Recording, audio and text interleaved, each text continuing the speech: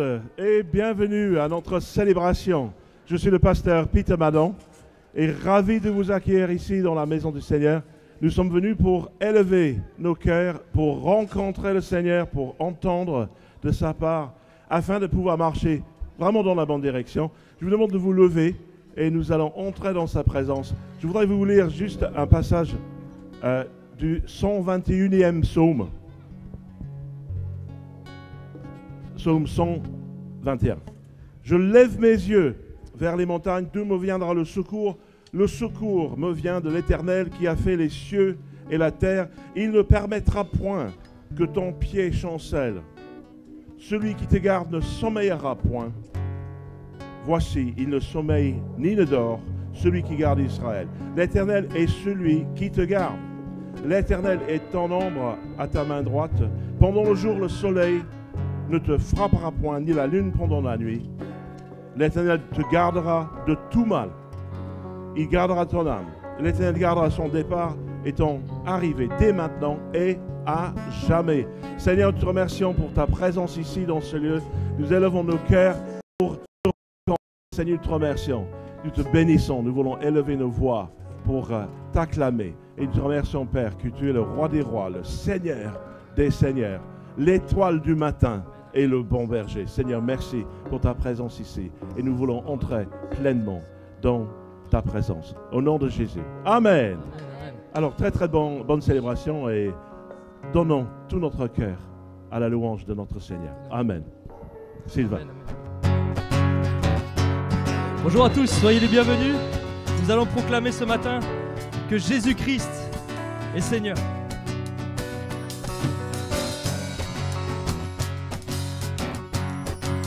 Jésus. Jésus est Seigneur. Jésus est Seigneur. Jésus est Seigneur. Jésus est Seigneur de cette nation. Proclame-le. Jésus est Seigneur. Jésus est Seigneur. Jésus est Seigneur. Jésus est Seigneur de cette nation. Proclame son trône. Son trône est fondé sur la justice. Son trône est fondé sur l'équité. Et son sang a vaincu l'ennemi de nos âmes. Il est le puissant libérateur.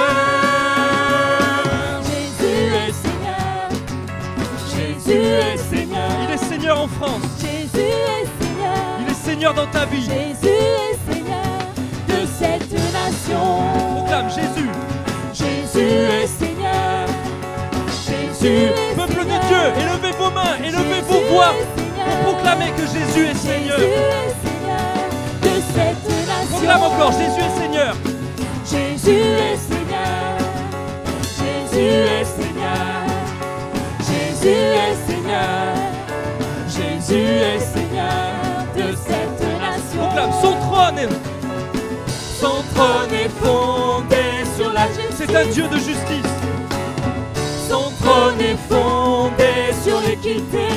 Amen. Et son sang a vaincu l'ennemi Et de nos son âmes. sang a vaincu l'ennemi de nos âmes. Il est ton puissant libérateur. Puissant libérateur. Jésus est Seigneur. Jésus est Seigneur. Proclame.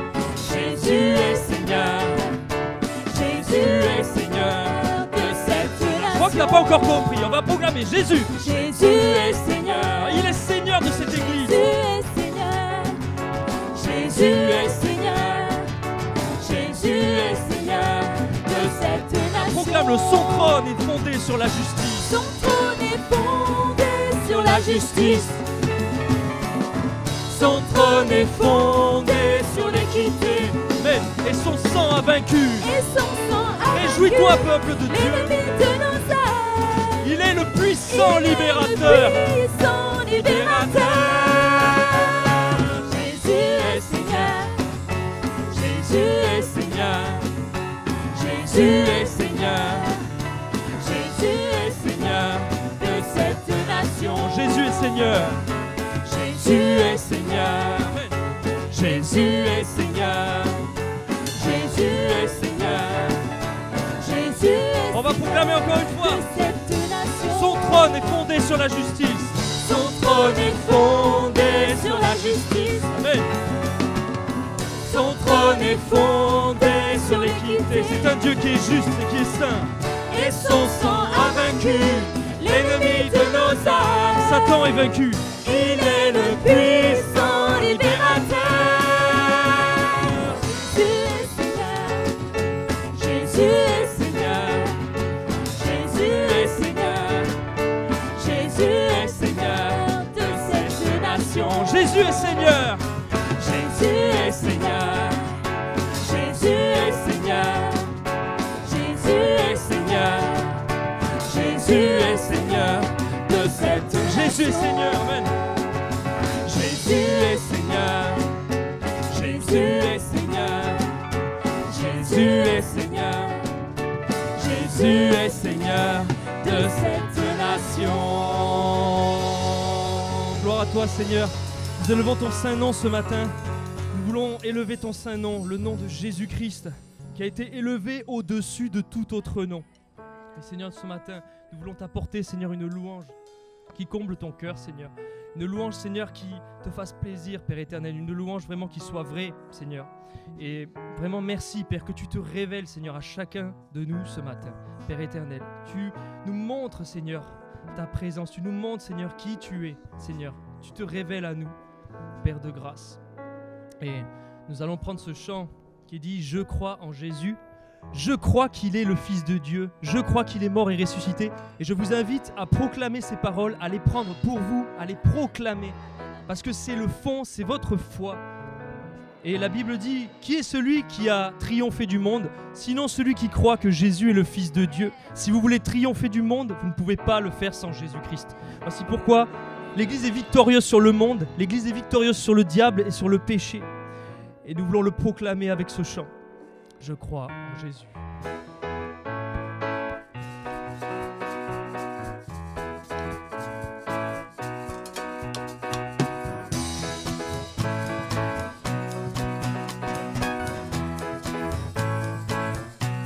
Je crois. Je crois en Jésus. Je crois qu'il est le Fils de Dieu. Je crois qu'il est mort et ressuscité. Je crois qu'il a payé pour tout. Et je crois qu'il est ici. Et je crois qu'il est ici, présent au milieu de nous, tout puissant pour nous guérir et par sa grâce nous pardonner. Je crois en toi, Seigneur. Je crois en toi, Seigneur. Je crois que tu es le Fils de Dieu. Après ta mort, Dieu t'a ressuscité. Je crois que tu as payé pour tout. Proclame. Et je crois que tu es là, présent au milieu de nous, tout puissant pour nous guérir et par ta grâce nous pardonner. Amen. Je crois en Jésus. Je crois en Jésus. Je crois qu'il est le Fils de Dieu. Je crois qu'il est mort et ressuscité. Je crois qu'il a payé pour tout. Il a payé pour toi. Et je crois qu'il est ici, présent au milieu de nous, tout puissant pour nous guérir et par sa grâce nous pardonner. Je crois en toi, Seigneur. Je crois en toi, Seigneur. Je crois que tu es le Fils de Dieu. Après ta mort, Dieu t'a ressuscité. Je crois que tu as payé pour tout.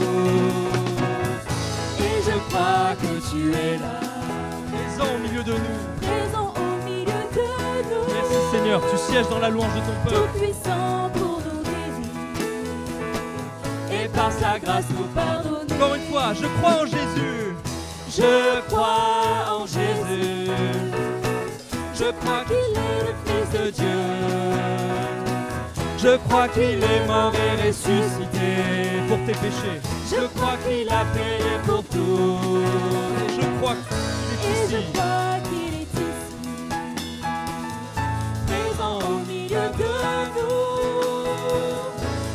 puissant pour nous guérir. Et par sa grâce nous pardonner. Et par sa grâce. Et par sa grâce nous pardonner. Et par sa grâce nous pardonner.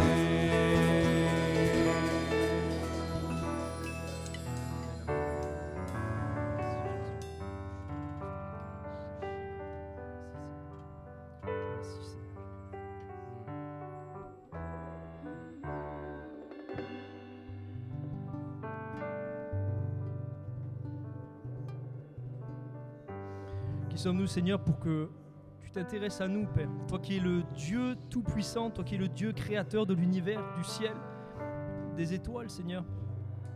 Tu nous as créés, Seigneur, à ton image, à ta ressemblance.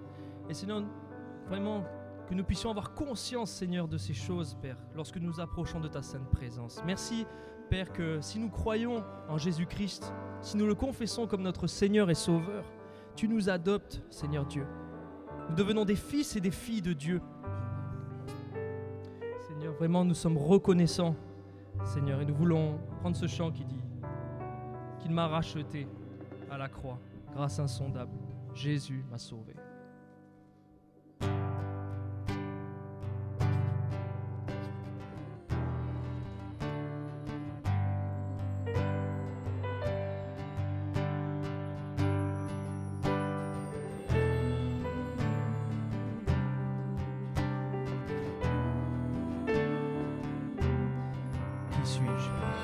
Qui suis-je pour que le roi des cieux m'ouvre ses bras?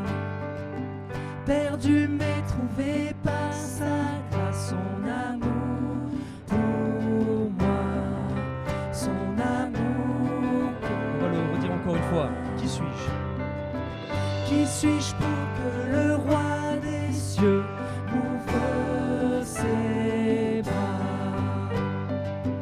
Perdu mais trouvé par sa grâce, son amour pour moi, son amour pour moi. Il m'a libéré, ma dette est payée.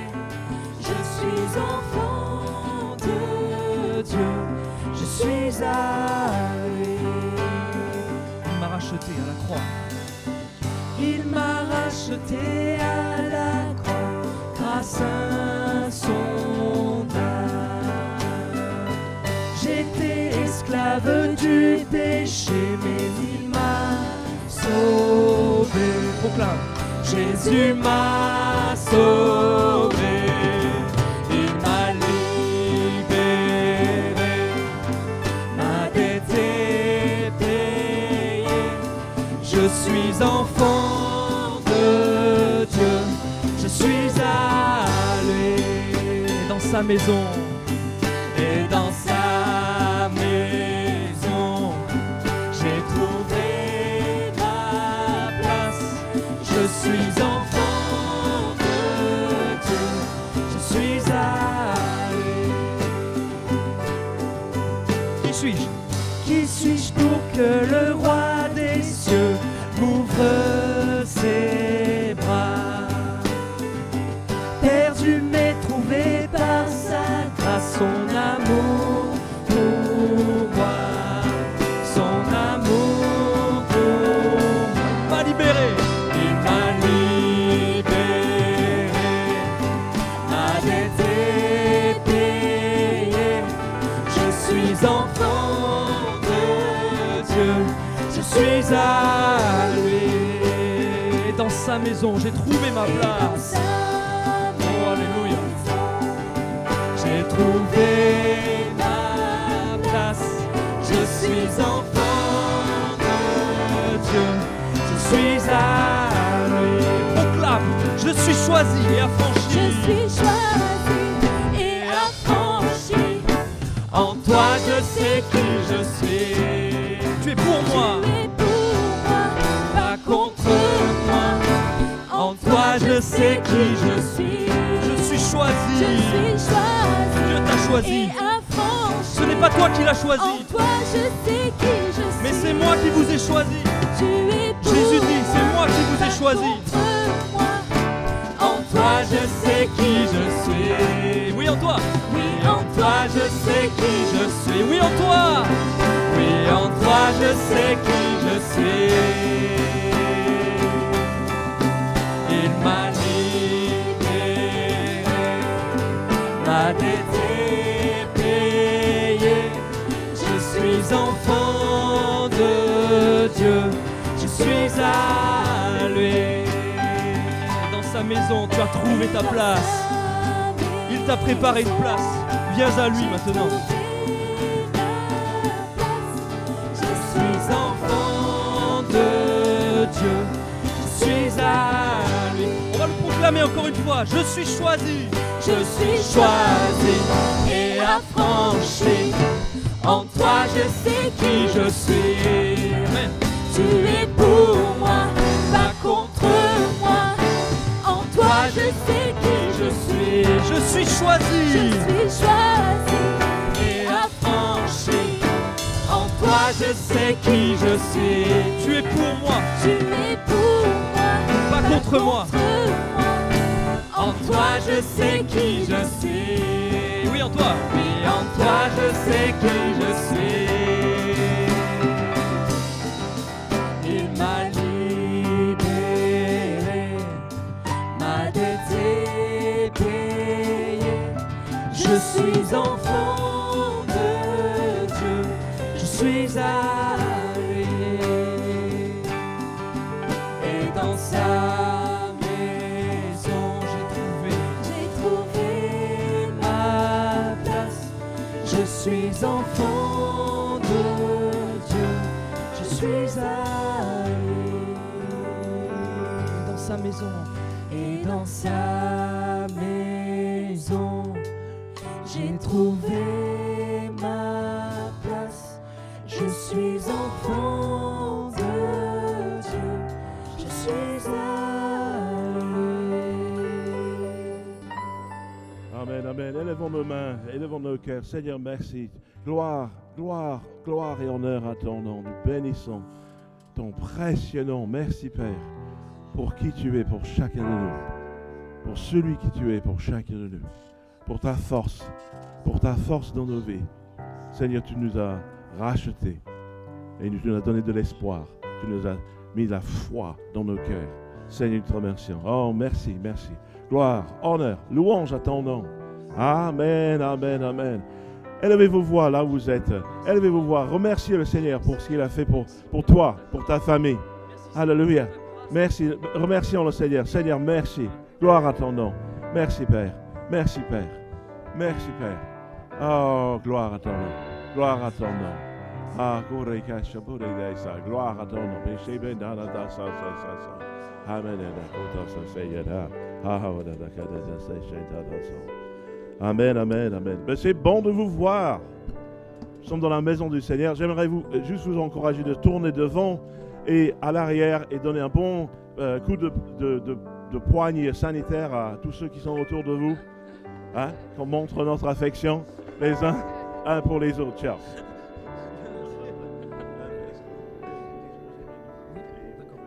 Ça marche.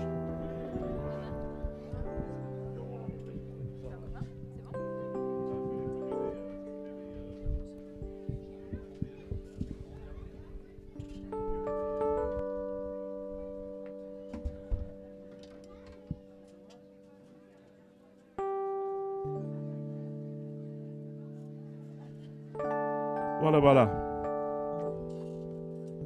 Et bonjour à tous ceux et celles qui nous regardent en Facebook. Que le Seigneur vous bénisse là où vous êtes.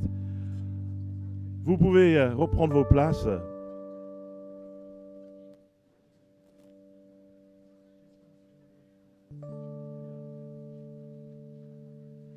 Gloire à Dieu.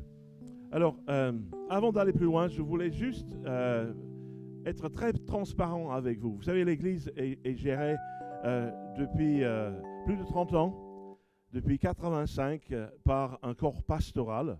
Aujourd'hui, il y a 4 pasteurs qui gèrent l'Église. Mais nous ne sommes pas seuls.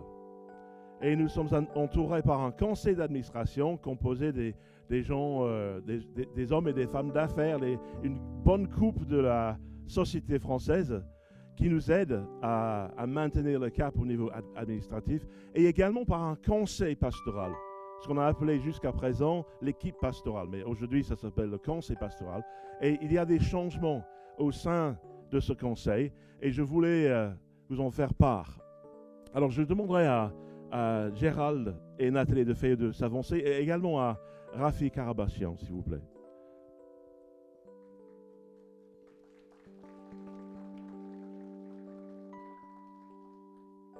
Alors, Nathalie fait partie du conseil pastoral depuis environ 25 ans. Elle a commencé quand elle avait 4 ans. Et Gérald, ça fait une quinzaine d'années qu'il s'est joint à cette équipe de conseil. Et aujourd'hui, depuis quelques mois, ils sentent que leur temps dans ce rôle tire à sa fin.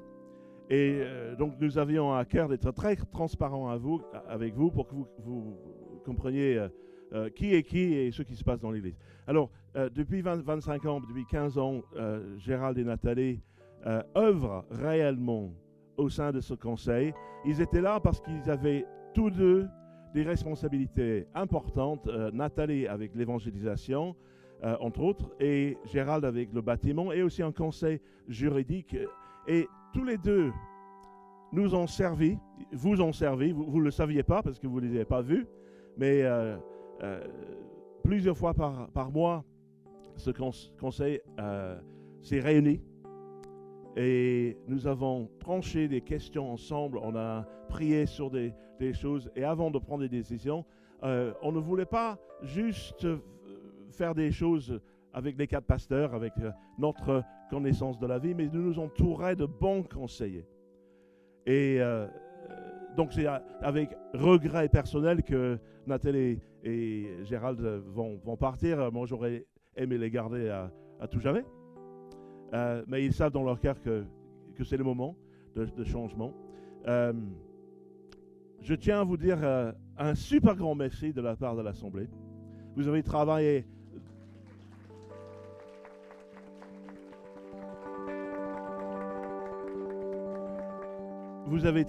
et collaboré avec nous à tellement de différents niveaux, et toujours avec passion, avec engagement et surtout avec intégrité de vos convictions. Pour la part je parle pour les 4 pasteurs, nous ne voulons pas nous entourer des gens qui vont dire oui pasteur, bien sûr pasteur, parce que ça ne nous sert pas. Et en Nathalie et Gérald, on a eu des gens qui se sont restés vraiment très près de leurs convictions. Ils nous ont conseillé, ils nous donnaient vraiment de leur meilleur. Et c'est vraiment à la gloire de Dieu que vous avez cherché à construire l'unité dans l'Église. Gérald, tu as toujours apporté des conseils qu'on ignorait par rapport à la loi, par rapport à la société française, dans la législation, dans le côté juridique. Et tu as fait ça avec lucidité, avec passion, et ça nous a aidé à garder le cap et de tirer un trait qui est droit. Et pour cela, on te remercie de tout cœur. Nathalie, tu as commencé une œuvre dans l'évangélisation avec Compassion en Action. Et je pense que tu es Compassion en Action incarné. Hein? Tu as apporté tellement de choses aux gens, et je sais que ça ne changera pas. Je sais qu'il y a une chose qui vous identifie, c'est que vous œuvrez pour l'unité en Christ. Et je sais que ça ne va pas changer. Et ça a été un très grand honneur pour nous tous de vous avoir. On ne vous a peut-être pas vu, parce qu'on a fait ça à huis clos derrière les portes, mais des heures et des heures de conseil depuis 25 ans, depuis 15 ans, à aider l'œuvre de Dieu. Et aujourd'hui, on a une belle église qui est bien structurée, qui est en ordre, qui a une comptabilité qui est droite et honnête. Et c'est grâce à vous et les décisions que vous nous avez aidés à prendre. Donc, de tout cœur, au nom de toute l'équipe pastorale, au nom du conseil d'administration, je tiens à vous saluer, à saluer votre intégrité, votre conviction, votre engagement et certainement votre passion pour Christ. Alléluia, on est très reconnaissant. De l'autre côté, nous avons un nouveau venu.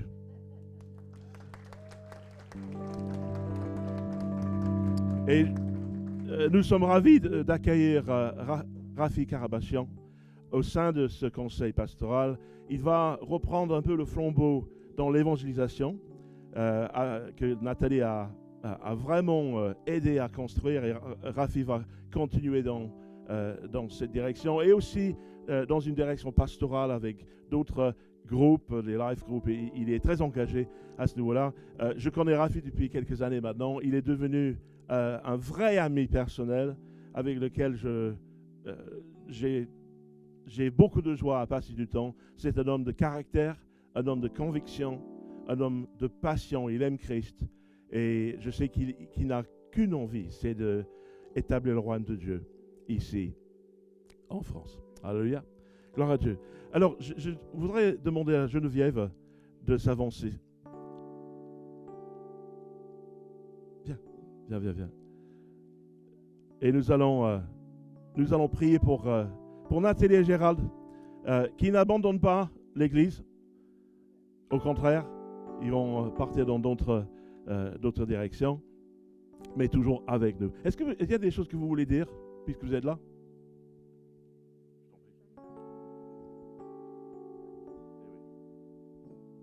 Bonjour à tous.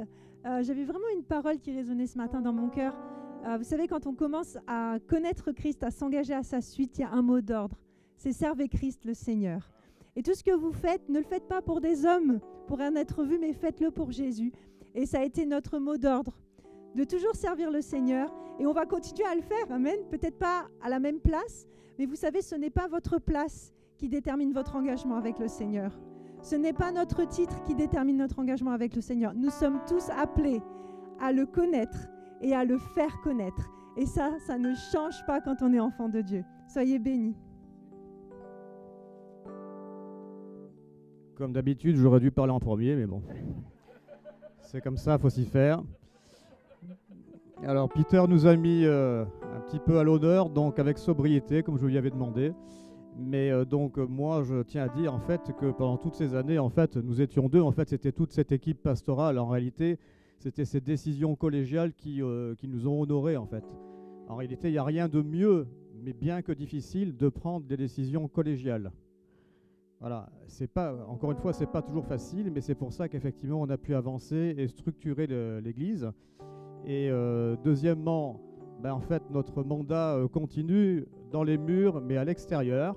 Et en fait, c'est pas parce que nous sommes là, mais vous, là où vous êtes, sur vos chaises, vous aussi, vous avez ce mandat à l'extérieur par rapport à l'évangélisation, par rapport au fait d'annoncer et de parler de votre foi, là où vous êtes, dans les commerces, dans vos cadres respectifs, dans votre travail, si c'est possible, toujours en étant prudent, parce qu'à l'extérieur, nous n'avons pas que des amis, je le répète. Vous voyez, le juriste continue. Hein.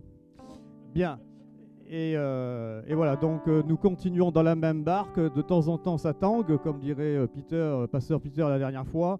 Mais Jésus, bien qu'il peut se reposer, il est toujours à la barre. Amen. Voilà, soyez bénis.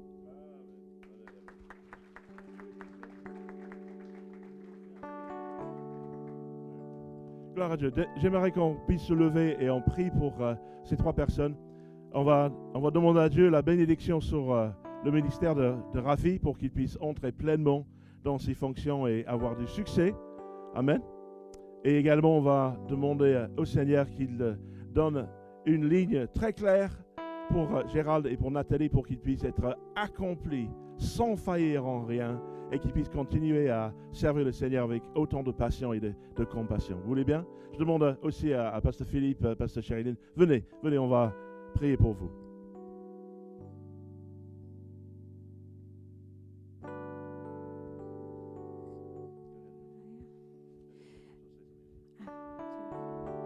Merci Seigneur, parce que nous savons qu'il n'y a pas croissance sans changement.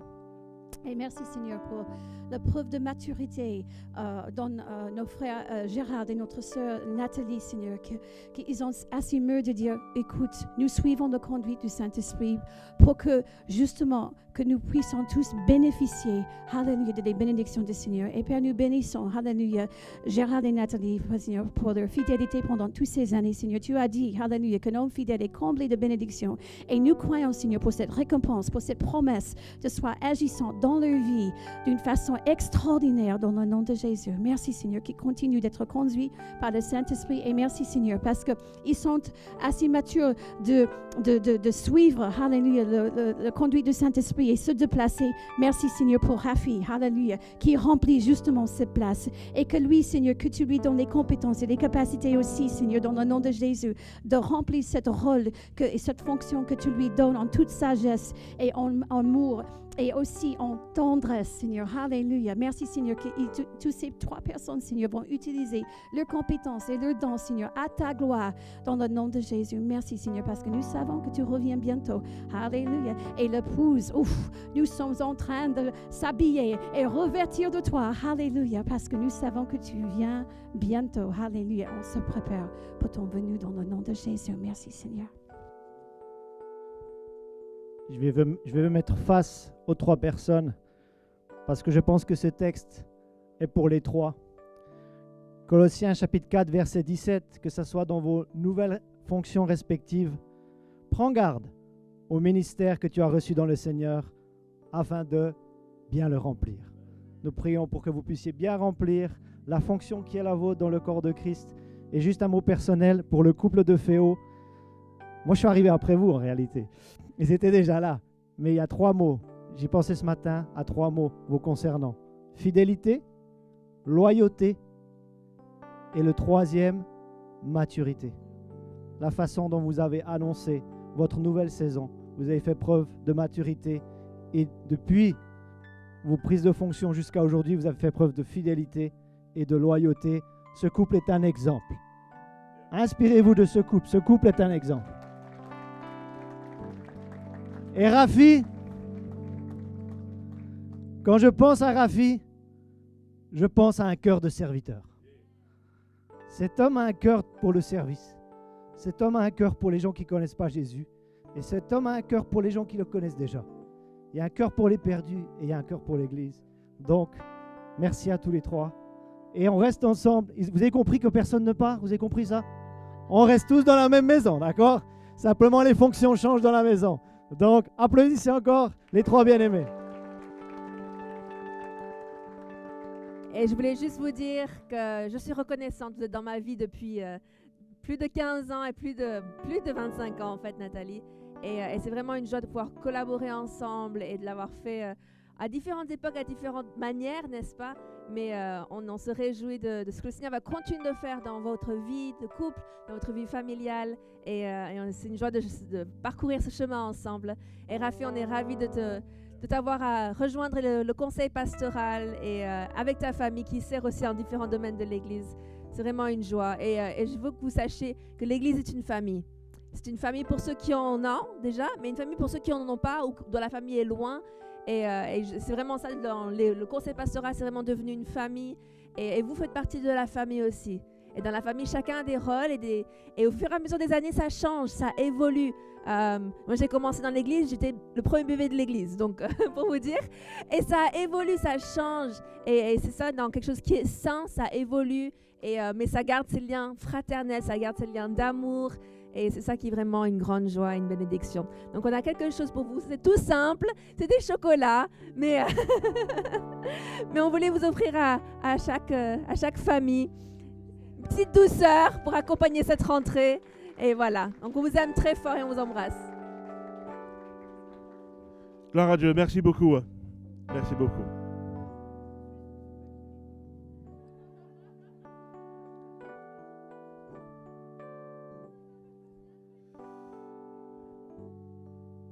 Gloire à Dieu. Vous pouvez vous asseoir. Très bien, très bien, très bien. Alors, quelques annonces. Vous allez les voir sur l'écran parce qu'on est à plusieurs.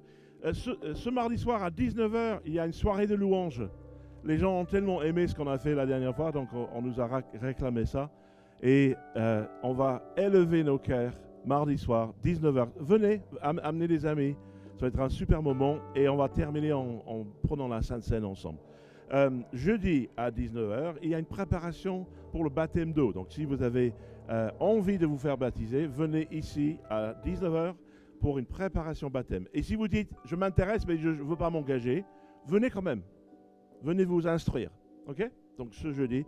Samedi matin, 11h à midi, les essentiels de la foi. Ici, juste une heure, enseignement sur le baptême d'eau. Pourquoi et le comment. OK? Samedi après-midi, le 18 septembre, à 4h, sur la plage de Cap 3000. Vous connaissez, vous pouvez vous garer facilement. Il y a une très très grande plage, donc on peut être nombreux en nous espaçant. Et il y a un bon poignet de gens qui vont se faire baptiser. Je pense qu'il y a une dizaine déjà, non? À peu près une dizaine de personnes qui veulent prendre cet engagement. Donc venez voir le spectacle, oui, mais venez accompagner ces gens aussi dans leur démarche. Vous voulez bien? Amen. Le 19, nous avons des influenceurs qui vont se retrouver aux arènes de Cimier à 15h pour un moment de connexion. Donc dimanche 19, 15h dans les arènes de Cimier. Et aussi le 26, il y a un forum pour influenceurs à 14h30 ici. Donc ce sont les dates pour votre agenda. Alors qui a eu son anniversaire récemment? Qui a eu son anniversaire? Voulez-vous vous lever derrière? Venez là plutôt. On va vous fêter. Qui a eu son anniversaire? Venez. Bon oui, si on ne vous a pas encore chanté, vous pouvez venir. Venez. Allez. Je demande aux musiciens aussi de revenir vite fait. Gloire à Dieu. Alléluia. Oui. Et aujourd'hui, c'est Dawa qui fête son anniversaire. Yeah! Viens. Donc, tous ceux qui ont des anniversaires, nous voulons vous bénir et marquer le coup parce que Dieu est fier de vous. Vous êtes ses enfants. Il est fier de vous et il a des plans et des projets pour chacun de vous. Je vous demanderai encore de vous lever si vous voulez bien et on va les bénir. Seigneur, merci pour toutes ces personnes ici présentes.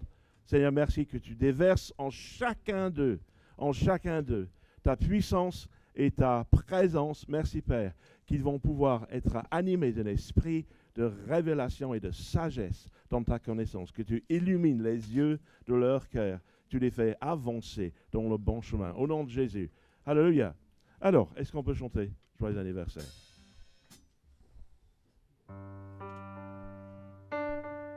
Joyeux anniversaire. Joyeux anniversaire. Joyeux anniversaire. Joyeux anniversaire. Que le Seigneur vous bénisse. Que le Seigneur vous bénisse. Que le Seigneur vous bénisse. Joyeux anniversaire. Amen.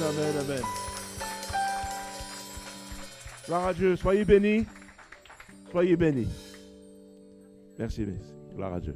Geneviève, je te laisse la parole.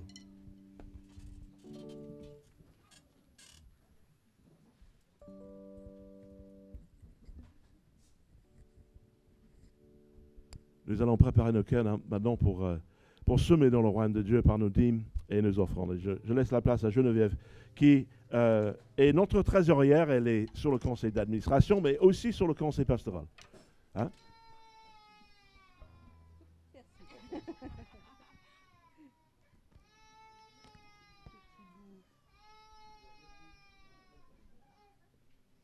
Bonjour à tous, soyez bénis.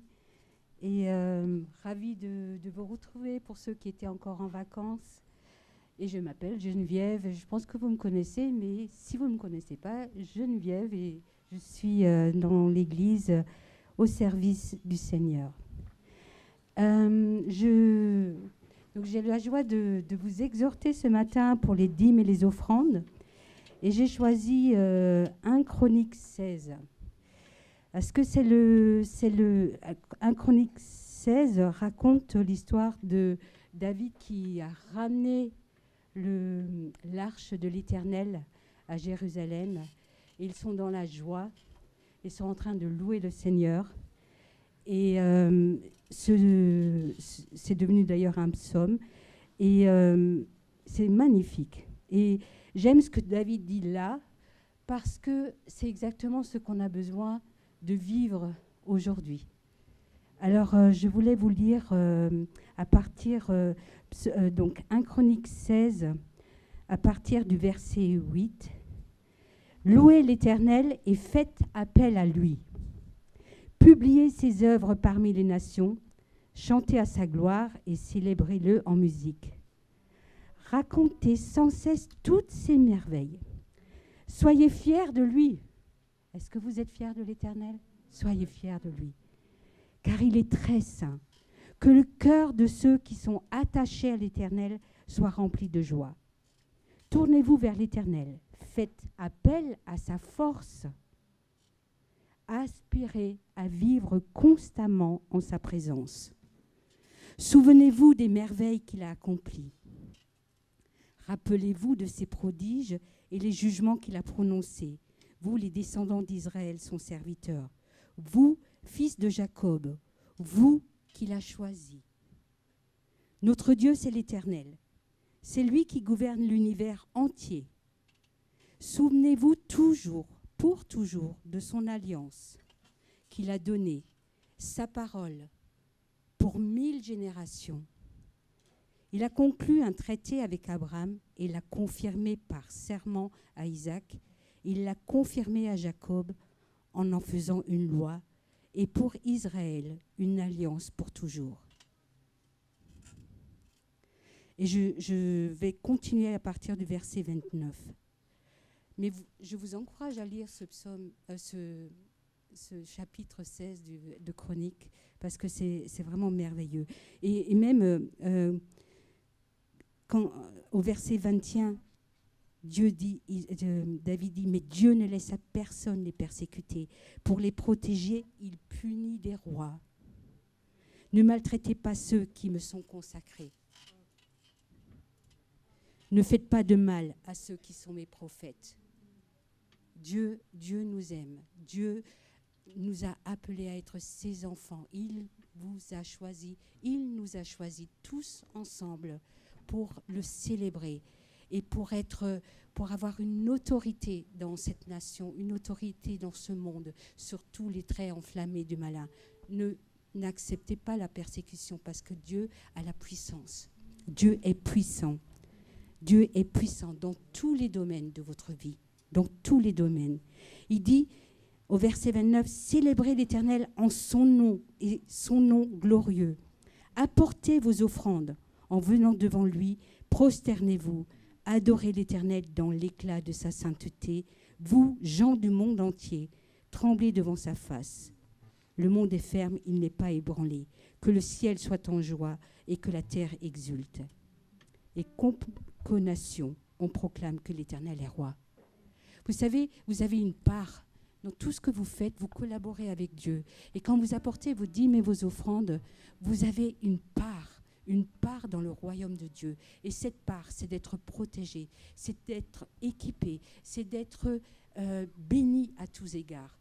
Cette part, comme le disait l'apôtre Paul aux Philippiens, il disait, vous avez part. Et c'est pourquoi cette part? C'est parce que c'est pas qu'on recherche votre argent. Non, c'est pas ça. C'est parce que vous avez part au royaume de Dieu. C'est parce que vous partagez l'œuvre du Seigneur. C'est parce que vous êtes en train de faire grandir l'œuvre de Dieu ici. À cause de vos dîmes et de vos offrandes, vous avez une part. Et moi, je voudrais vous exhorter, vous encourager. Vous êtes une église merveilleuse. Chacun d'entre vous, vous apportez votre part dans le service, dans les dîmes, dans les offrandes. Et on est une église bénie. Et comme disait Pasteur Peter tout à l'heure, on est une équipe. On est des gens qui collaborons ensemble. Et chacun de vous a une part importante. Chacun de vous est un élément essentiel. Pourquoi? Parce que c'est Dieu qui vous a choisi. C'est Dieu qui vous a placé ici. Dans le chant tout à l'heure, on disait « J'ai trouvé ma place ». Mais Merci Seigneur parce que vous trouvez votre place, mais ensemble, il y a un assemblage, il y a quelque chose de merveilleux. Et moi, j'ai vu cet arbre-là qui représente notre corps, le corps de l'Église avec toutes ses branches, toutes ses feuilles, mais il va y avoir des fruits abondants à cause de ce que vous faites, à cause de l'obéissance que vous avez pour l'Éternel, notre Seigneur. Alors, nous voulons le célébrer de tout notre cœur. Et quand vous apportez vos dîmes et vos offrandes, que vous le fassiez par virement, sachez que vous honorez l'Éternel. Quand vous le faites en déversant dans la corbeille, vous honorez l'Éternel. Et vous honorez ceux qui ont été mis à la tête de cette Église.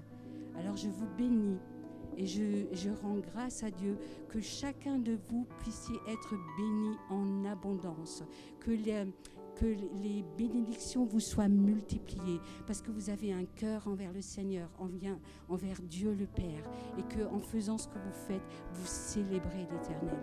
Et je rends grâce à Dieu d'être dans une église telle que la nôtre, avec des dirigeants tels qu'ils sont, parce que depuis tant d'années, je n'ai vu que bénédiction, que bénédiction. Merci Seigneur, merci Seigneur. Soyez assurés que Dieu vous aime et qu'il veut vous bénir en abondance. Au nom de Jésus. Amen.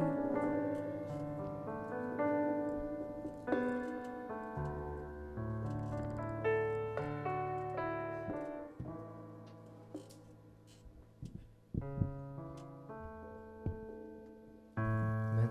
On va prendre ce chant qui dit « Je marche par la foi ». Pendant le chant, vous pouvez apporter vos dîmes et vos offrandes dans la corbeille.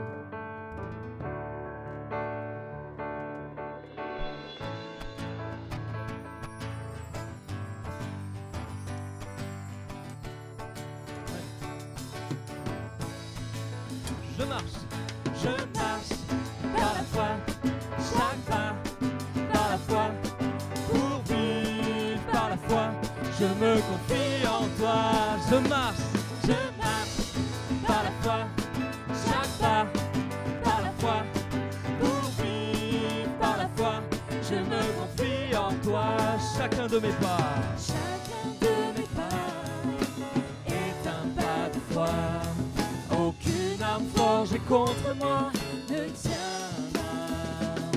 Chacune de mes prières est une prière de foi. Et si mon Dieu est pour moi, alors qui sera contre moi? Je marche par la foi, chaque pas par la foi, pour vivre par la foi, je me confie. Proclame, je marche par la foi.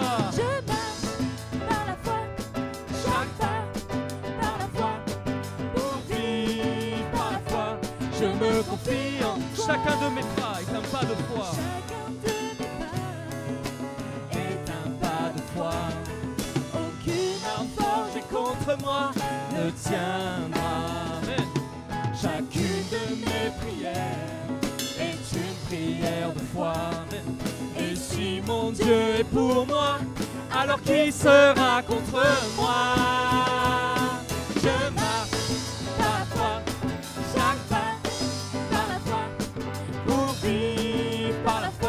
Je me confie en toi. Je marche par la foi, chaque pas par la foi, pour vivre par la foi. Je me proclame encore, je marche par la foi. Je marche par la foi, chaque pas par la foi, pour vivre par la foi. Je me confie, je marche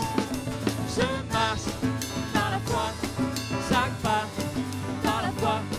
Pour vivre par la foi, je me confie en toi.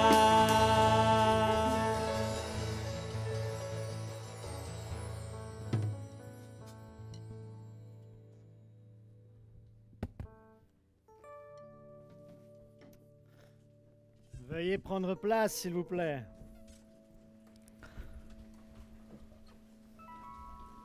Est-ce qu'on peut remercier les musiciens, les chantres, qui viennent le dimanche matin de bonne heure et qui repartent le dimanche après-midi après au moins 6 heures ici. Et ils le font parce qu'ils aiment Dieu et ils le font parce qu'ils vous aiment. Et ils le font de bon cœur. Qui pense que ce serait une bonne idée d'avoir une Bible dans une église? Toujours une bonne idée d'ouvrir la Bible dans une église, n'est-ce pas? Allez, on va aller en 1 Corinthiens chapitre 2, verset 14. Ravi d'avoir pu assister à cette passation, cette transition. Vous savez, l'église locale, c'est un organisme vivant et donc ça bouge. Les choses bougent, les choses évoluent, les membres évoluent aussi. Et on va en 1 Corinthiens chapitre 2, verset 14, et nous allons lire quelques versets dans cet extrait, et nous allons ajouter la deuxième contribution à notre série de la rentrée. Le texte nous dit, 1 Corinthiens chapitre 2, verset 14, « Bonjour à toutes celles et ceux qui nous regardent en ligne. Je suis le pasteur Philippe Boulanger et j'aime bien les chemises africaines. » Vous avez bien compris cela? Oui, ça. Je pense que vous l'avez compris. Et on m'a invité à Kinshasa le mois prochain. J'ai dit, écoutez, le mois prochain, c'est vite là. Je ne peux pas venir en un mois à Kinshasa, mais peut-être l'année prochaine. Donc, les Congolais, les chemises africaines, donc c'est 4 avenue Docteur Émile Renaud, je plaisante. Les Ivoiriens aussi, hein, parce que je veux espérer être en Côte d'Ivoire aussi. Donc, mais l'homme naturel ne reçoit pas les choses de l'Esprit de Dieu, car elles sont une folie pour lui, et il ne peut les connaître parce que c'est spirituellement qu'on en juge. Verset 15. L'homme spirituel, au contraire, juge de tout, et il n'est lui-même jugé par personne. Car qui a connu la pensée du Seigneur pour l'instruire? Or nous avons la pensée de Christ. C'est mieux d'avoir la pensée de Christ que la pensée d'Adam. Le chapitre 3, pour moi, frères, ce n'est pas comme à des hommes spirituels que j'ai pu vous parler, mais comme à des hommes charnels, comme à des enfants en Christ. Je vous ai donné du lait, non de la nourriture solide, car vous ne pouviez pas la supporter. Vous ne le pouvez pas même à présent parce que vous êtes encore charnels. Verset 3 du chapitre 3, et on va s'arrêter là. En effet, puisqu'il y a parmi vous de la jalousie et des disputes, n'êtes-vous pas charnels et ne marchez-vous pas selon l'homme? Point d'interrogation. Dimanche dernier, nous avons commencé cette série de la rentrée qui s'appelle « Je crois », du verbe croire, pour croître. Du verbe croître. Je crois pour croître. Donc, nous croyons pour grandir. Qui est d'accord avec cette idée? Nous croyons pour grandir. Et je vous ai posé quelques questions d'emblée la semaine dernière et je vous ai un petit peu interpellé de cette façon. Qui croit pour faire du surplace? Pas grand monde. Qui croit pour dévier ou pour dériver? J'espère personne. Qui croit pour carrément décroître? Personne non plus, j'espère. Qui croit pour faire demi-tour? Imaginez, vous avez suivi Jésus un temps pendant votre vie et vous êtes en train de faire demi-tour. Qui croit pour faire demi-tour ici? Non, personne, j'espère. Qui croit pour rester dans le désert? Ah, pasteur Philippe, ça fait 18 mois qu'on est dans le désert. Qui croit pour rester dans le désert? Non, il faut croire pour sortir du désert et aller dans la terre promise. Donc, nous croyons pour croître. Est-ce qu'on peut le dire ensemble? Je crois pour croître. Encore une fois, je crois pour croître. Très bien. Donc, nous avions expliqué pourquoi c'est important de vouloir grandir dans le Seigneur, de vouloir croître spirituellement. Et nous avions émis l'idée suivante. Croître spirituellement n'est pas une option. C'est juste un petit rappel de dimanche dernier. Croître spirituellement n'est pas une option, mais une absolue nécessité dans le contexte actuel que la Bible appelle les derniers jours. Quoi? Nous sommes dans les derniers jours? Nous sommes dans les derniers jours. Ça fait 2000 ans qu'on est dans les derniers jours. Depuis Acte 2, nous sommes dans les derniers jours. Mais nous arrivons dans les derniers des derniers jours. Ce n'est pas la fin du monde, c'est la fin d'une époque. C'est la fin d'une ère qui arrive, l'ère de l'Église ou l'ère de la grâce. Et il faut croître spirituellement. Nous avons besoin d'être matures spirituellement dans le contexte actuel. Pourquoi?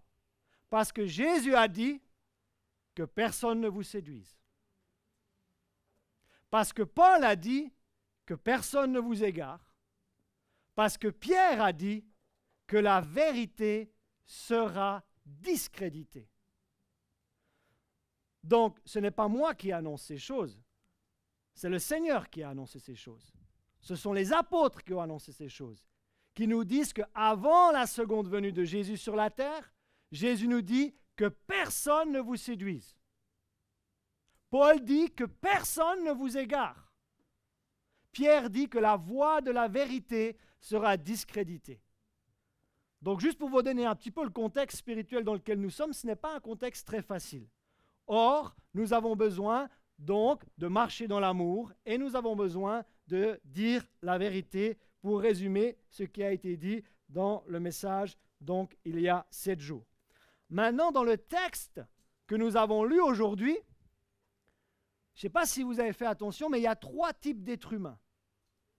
3 types d'êtres humains qui sont identifiés dans ce que nous avons lu en introduction. Tout d'abord, on a ce qu'on appelle, ou ce que l'apôtre Paul appelle, l'être humain naturel, ou l'homme naturel.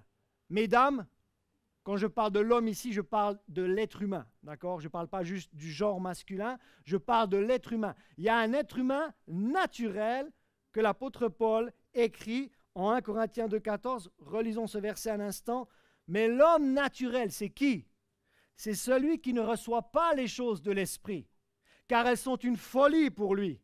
Et il ne peut les connaître parce que c'est spirituellement qu'on en juge. Est-ce qu'on vous a déjà pris pour un fou? Est-ce qu'on vous a déjà pris pour une folle parce que vous aviez la foi? Parce que pour l'homme naturel, les choses de Dieu sont une folie. Parce que l'homme naturel n'est pas né de nouveau. L'homme naturel n'est pas régénéré. L'homme naturel n'a pas connu encore le salut. L'homme naturel ne connaît pas Jésus-Christ comme son Sauveur et son Seigneur. Et pour l'homme naturel, les choses spirituelles sont une folie. Alors que pour l'homme spirituel, on va voir que c'est tout autre chose. Donc quand quelqu'un vient à Christ, il quitte l'homme naturel. Mais tant que quelqu'un n'a pas connu Christ personnellement dans sa vie, il est toujours un homme ou une femme naturelle. Et je vous ai donné la version gentille là. Parce qu'une autre version parle de l'homme animal. Ben, si vous croyez que vous descendez du singe, vous n'auriez aucun problème à ce que je vous dise que vous êtes un homme ou une femme animale. Mais moi, je crois plutôt que vous avez été issu d'un créateur. Mais si on était vraiment issu d'une évolution, pourquoi on n'évolue plus? Pourquoi on s'est arrêté à l'être humain alors? Bref, on ne va pas rentrer dans les détails ici. Mais l'homme naturel, c'est quelqu'un qui ne comprend pas les choses de l'esprit. C'est quelqu'un qui ne comprend pas la vie spirituelle. Pourquoi? Parce que c'est un homme naturel qui n'a pas vécu la régénération de son être intérieur. Et ce que Paul appelle l'homme naturel, Jude, quant à lui, l'appelle l'homme ou l'être humain sensuel. Donc quelqu'un capable seulement de marcher par ses 5 sens. Allez, on les révise un petit peu. On a quoi? On a l'odorat, on a la vue, on a l'ouïe, on a le toucher et on a le goût. L'homme naturel ne peut marcher qu'avec ces 5 sens que nous avons tous appris à l'école. Et l'homme sensuel, c'est la même chose que l'homme naturel. Paul l'appelle l'homme naturel, Jude l'appelle l'homme sensuel. Regardez sa caractéristique. Et Jude en parle dans le contexte actuel. Il vous disait qu'au dernier temps, d'autres traductions vont dire les derniers jours, il y aurait des moqueurs. Ah, il y a des gens qui vont se moquer de votre foi comme jamais auparavant, mais c'est là qu'il ne va pas falloir lâcher. Il y aura des moqueurs, parce que ces moqueurs, ils marchent selon leur convoitise impie, donc ils marchent dans l'immoralité, ils marchent dans l'impiété. Ce sont ceux qui provoquent des divisions, hommes sensuels, n'ayant pas l'esprit.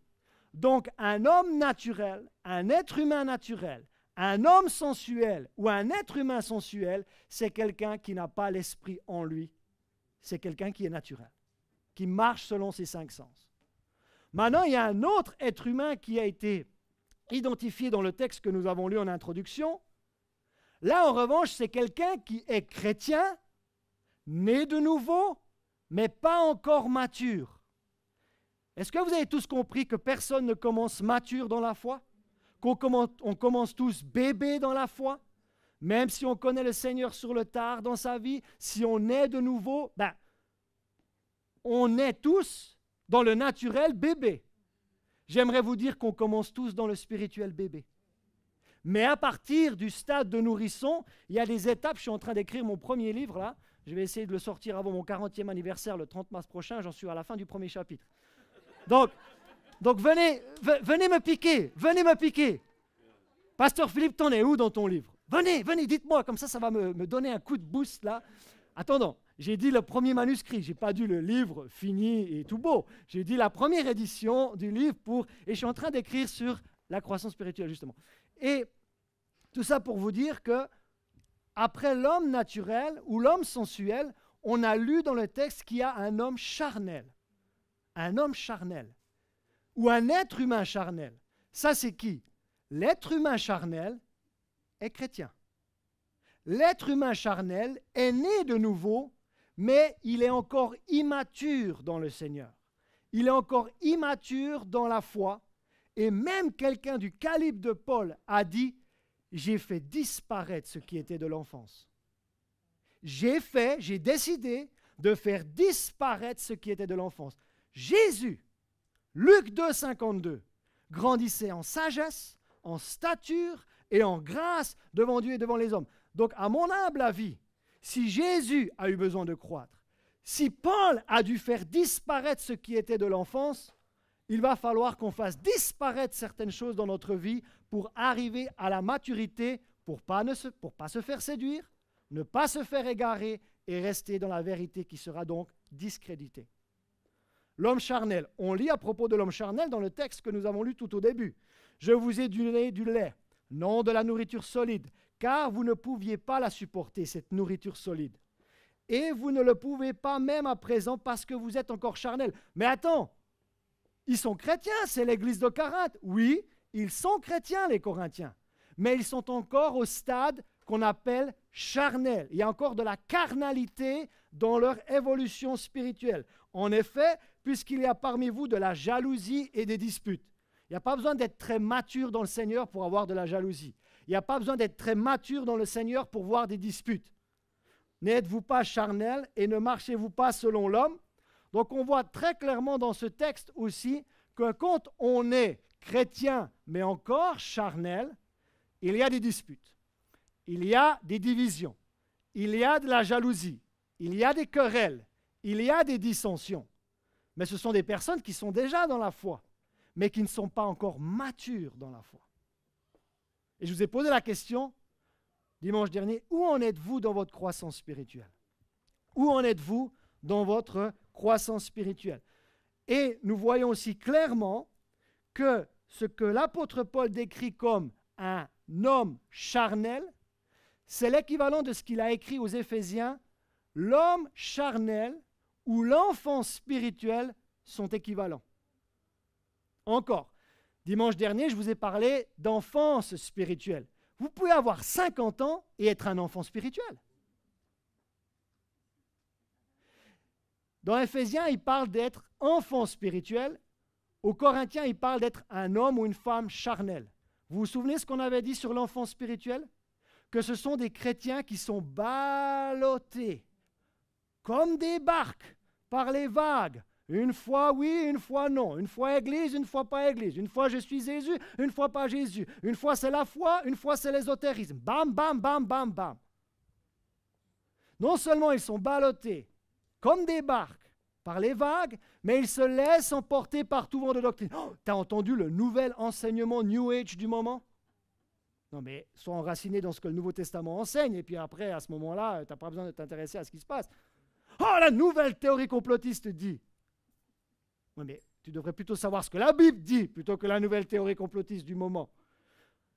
Et un enfant spirituel, non seulement il est ballotté, non seulement il se laisse emporter par tout vent de doctrine, mais troisièmement, il est à la merci d'hommes habiles qui induit les gens dans l'erreur. Donc, je suis en train de vous faire un appel à la maturité. Vous n'allez pas devenir mature du jour au lendemain, je ne vais pas devenir mature du jour au lendemain, mais il faut avoir le désir de devenir mature. Il faut avoir la volonté de devenir mature. Vous ne pouvez pas être 20 ans, 30 ans dans la foi et agir comme quelqu'un qui a 6 mois dans la foi.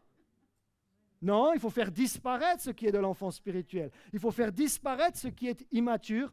Et on voit clairement l'association ici entre un homme charnel ou un enfant en Christ, c'est la même chose.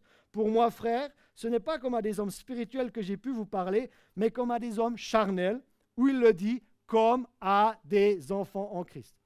Donc, premièrement, on a l'homme naturel ou l'homme sensuel, qui n'a pas l'Esprit de Dieu. Deuxièmement, On a l'homme charnel, qui est l'équivalent d'un enfant en Christ. Je me répète, vous pouvez être très avancé en âge et être toujours un enfant en Christ. C'est indépendant de l'âge. Vous pouvez avoir 25 ans et être plus mature dans la foi que quelqu'un qui en a 50. Ah là, j'ai perturbé la vie de quelqu'un. Je suis sérieux. Maintenant, il y a l'homme naturel ou l'homme sensuel, selon Jude. Il y a l'homme charnel ou l'enfant en Christ ou l'enfant spirituel. Mais là où on devrait tous vouloir aller, et j'espère que vous allez y aller avec moi, c'est ce qu'on appelle l'homme spirituel, l'être humain spirituel, ou l'adulte en Christ. Regardez la caractéristique d'un adulte en Christ. Regardez la caractéristique de quelqu'un qui est mature. Regardez la caractéristique d'un homme ou d'une femme spirituelle. L'homme spirituel discerne toutes choses. Jésus a dit, il y aura de la séduction et certains vont essayer de vous séduire. Paul a dit, certains vont essayer de vous égarer. Pierre a dit que la voie de la vérité sera discréditée. Je vous ai déjà expliqué que l'enfant peut se laisser balloter et emporter facilement. Mais regardez ce que l'homme ou la femme spirituelle est en mesure de faire. L'homme spirituel discerne toutes choses. Et je prie, et c'était ma prière dimanche dernier, que vous ayez du discernement à l'heure actuelle dans le nom de Jésus. Que vous puissiez savoir ce qui est vrai de ce qui est faux, de ce qui est juste, de ce qui est erroné, mais que vous ne vous laissiez pas emporter, balloter et à la merci d'hommes ou de femmes qui essaieraient de vous emporter dans l'erreur. Est-ce que je pourrais avoir un amen un petit peu ce matin, parce que le pasteur est plus animé que la congrégation. Mais le pasteur n'a pas de masque, donc il a un avantage. Car qui a connu la pensée du Seigneur pour le pouvoir instruire? Là, il doit y avoir une inversion, pour pouvoir l'instruire, je pense. Mais nous avons l'intention, dans la version Martin, ou d'autres traductions disent, nous avons la pensée de Christ. J'aimerais vous dire que quand vous arrivez à Christ, certes, vous avez Christ en vous, mais vous avez peut-être encore la pensée d'Adam. Et il faut renouveler son intelligence avec la parole de Dieu pour que la pensée d'Adam devienne la pensée de Christ. Et quand tu as la pensée de Christ, tu deviens un homme spirituel, une femme spirituelle qui discerne toutes choses, qui ne se laisse pas emporter, qui ne se laisse pas balloter, qui ne se laisse pas induire en erreur. Ce n'est pas moi qui vous le dis, hein, que certains vont vous induire en erreur. C'est Paul qui l'a dit. Ce n'est pas moi qui vous dis qu'il y aura des esprits séducteurs. C'est la parole de Dieu qui le dit. Ce n'est pas moi qui vous dis que certains faux Christ vont apparaître. C'est Jésus qui l'a dit. Donc à mon avis, il faudrait un petit peu écouter ce que le Seigneur et les apôtres ont dit pour savoir quoi faire dans la période dans laquelle nous sommes. Toujours là? Toujours là? Et j'aimerais vous dire aussi que la maturité en Christ, elle prend du temps. Et que pour pouvoir arriver à la maturité, ça va demander de la croissance spirituelle. Et votre croissance spirituelle devrait commencer par « je crois pour croître ». Vous devriez avoir le désir de croître. Vous devriez avoir la volonté de croître. Vous devriez avoir l'envie de croître. On ne devrait pas vous tirer pour venir le dimanche. Votre envie devrait vous tirer. Votre désir devrait... On ne devrait pas vous encourager tous les dimanches à venir dans un live group. Vous devriez avoir le désir d'avoir de live group. Nous ne devrions pas tout le temps vous prendre par la main et dire « Vas-y, trouve un binôme dans l'assemblée. Trouve quelqu'un avec qui tu vas partager un petit peu. Trouve quelqu'un avec qui tu vas prier. » Ça devrait être dans votre cœur. Vous devriez avoir... Je ne parle pas d'arriver de la maturité du jour au lendemain. Je parle juste ce matin d'avoir le désir de grandir. D'avoir la volonté de grandir. Pourquoi? Parce que certains vont essayer de nous égarer. Certains vont essayer de nous séduire. La voie de la vérité sera discréditée. Donc dans le contexte actuel, il nous faut devenir des hommes et des femmes spirituels qui discernent toutes choses. Toutes choses. Ce qui m'emmène gentiment à la deuxième grande idée dont je voulais vous parler. Dans le texte que nous avons lu tout au début, Paul aurait voulu parler à des hommes et à des femmes spirituels aux Corinthiens, mais il n'a pas pu. Comprenez ceci, il aurait voulu leur parler comme à des hommes et des femmes spirituels, mais il ne l'a pas pu. Ce qui m'emmène à cette déduction-là. Chaque église locale, écoutez-moi bien, chaque église locale,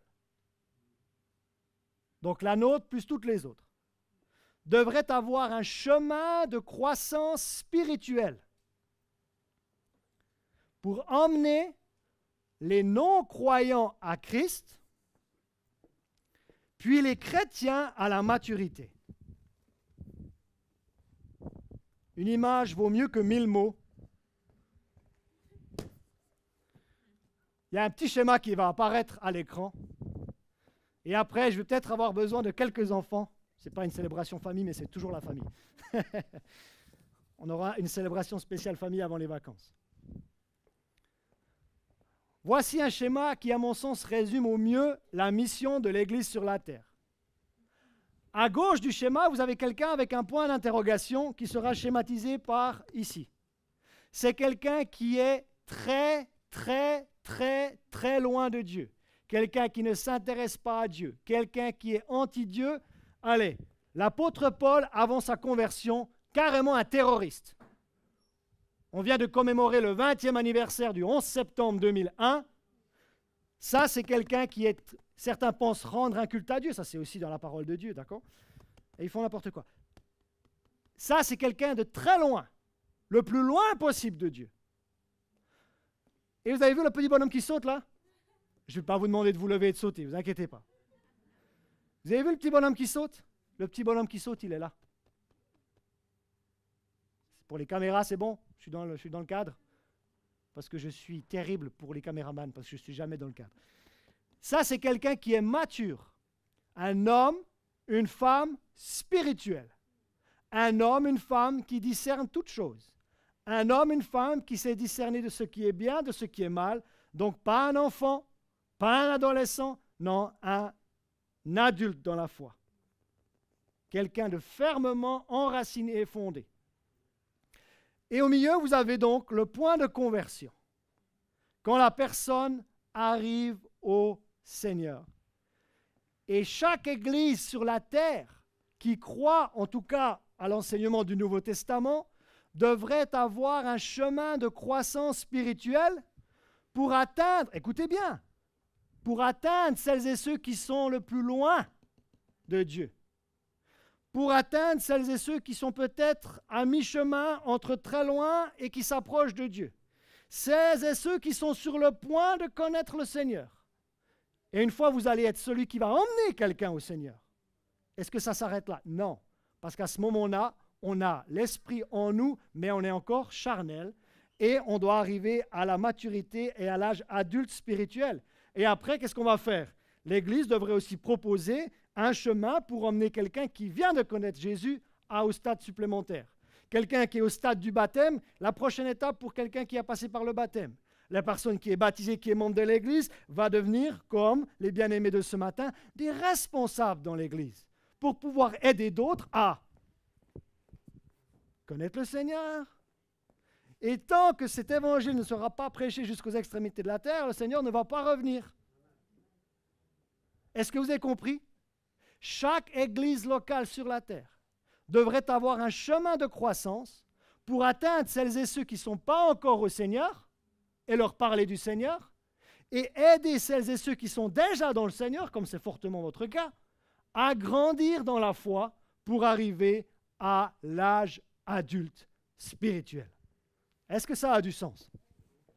Alors, laissez-moi pour terminer ce matin vous présenter le chemin de croissance de cette église. Vu que vous êtes assis là ou vous nous regardez en ligne, quel est le chemin de croissance de cette église? Alors là, je vais avoir besoin d'un petit plot. Est-ce qu'il y a un enfant qui veut m'amener? Oui, super. Jérémie, prends un petit carré et tu viens poser le petit carré juste ici. Excellent. Est-ce qu'on peut applaudir Jérémie? Première étape. Première étape. On va appeler cela, merci beaucoup, on va appeler cela le R de la réconciliation. Dans cette salle, vous avez toutes et tous reçu, sans exception, le ministère de la réconciliation. Il y a en vous la parole de la réconciliation pour emmener quelqu'un qui est encore loin de Dieu et l'emmener justement à la croix, l'emmener au point de la conversion pour pouvoir connaître personnellement le Seigneur Jésus-Christ. Si vous vous ennuyez dans votre vie spirituelle, partagez l'évangile. Et ça va donner un coup de boost à votre vie spirituelle. Et partagez l'évangile de façon vraiment naturelle. Je vous donne un exemple, en vacances, dans les Landes. Je vais voir le monsieur qui tient l'école de surf. Je lui demande s'il vend des planches de surf d'occasion. Et puis je dis, j'aime bien votre bureau, parce que son bureau, c'est une plage sans fin avec l'océan devant. Et je dis, ouais, j'aimerais bien avoir votre bureau. Il me fait, ah ouais, qu'est-ce que vous faites? Je lui dis, eh bien, écoutez, je suis en train d'écrire quelque chose. Ah ouais, vous écrivez sur quoi? Ben, j'écris sur la foi. Ah, ça, c'est super intéressant. Et on commence à discuter. Vous voyez que c'est dans une conversation du quotidien, avec un peintre, une fois. On est en train de discuter, je parle. Alors, quand les gens me demandent, qu'est-ce que vous faites dans la vie? J'ai plein de réponses. J'ai la réponse light, j'ai la réponse costaud, j'ai la réponse officielle, ministre du culte. Si vous voulez savoir qui je suis selon la législation française, je suis un ministre du culte. Ça, c'est la version officielle, d'accord? Mais tout ça pour vous dire que dans les interactions du quotidien, nous sommes appelés à être des ministres de la réconciliation, d'aider les gens à se rapprocher de Dieu, ce que j'ai appelé le R de la réconciliation et l'image des semences. Le semeur sème la parole. Semez la parole. Dites à des personnes dans le désarroi que Dieu les aime. Hein? Dieu m'aime, oui, Dieu t'aime. Dites-leur, etc. Et dans le programme, c'est ce qu'on appelle l'évangélisation. Je vais appeler notre nouveau responsable d'évangélisation. Est-ce qu'on peut lui donner un micro sans fil, s'il vous plaît? Et ce soir, est-ce que tu pourrais nous expliquer, en enlevant le masque, ce qui se passe ce soir? Bonsoir l'Église. Donc moi, je m'appelle Rafid pour ceux qui n'étaient pas là au début. Donc ce soir, ce qui se passe, c'est que l'Église, déjà, on est vraiment privilégié d'avoir cette action, on va dire, qui s'appelle Together We Plant, qui se trouve à Marseille. Donc l'Église nous a fait ce privilège pour partager avec eux et puis être enseigné d'aller plus loin, former, avoir des outils encore plus pour aller dans la rue comme on fait d'habitude avec mon frère Sylvain, il a le feu pour le Seigneur. On est plusieurs, on est une équipe qui consort. Et merci Nathalie qui a animé cette feu en nous depuis des années. Amen. Nous te sommes reconnaissants pour ça.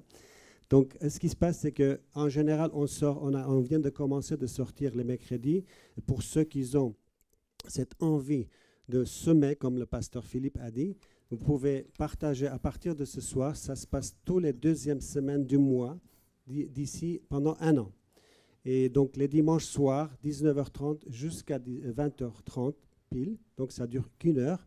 Vous pouvez demander, venir me voir pour que je puisse vous envoyer par WhatsApp les liens, il n'y a pas de souci, pour que vous puissiez avancer et devenir mature dans l'évangélisation, parce qu'on est tous partis du premier pas, on était comme des enfants. Maintenant, on sait comment aborder avec tout le package qu'elle nous a donné Nathalie. Donc, ceux qui ont le cœur à assister ce soir, c'est tous les deuxièmes dimanches de tous les mois pendant 1 an. Donc, ceux qui ont des questions, n'oubliez pas. Et pour ceux qui ont le cœur, pour sortir aussi dans les semaines, on sort d'habitude les mercredis, mais on est toujours transparent, on est flexible. Vous pouvez venir et puis on fait d'autres équipes pour sortir d'autres jours. Ça dépend de vos horaires parce qu'on est tous appelés à semer. Jésus a dit, allez-y. Allez-y, faites des disciples, annoncez la bonne nouvelle. On est tous appelés, n'est-ce pas? Yes. Donc, on n'est pas seul.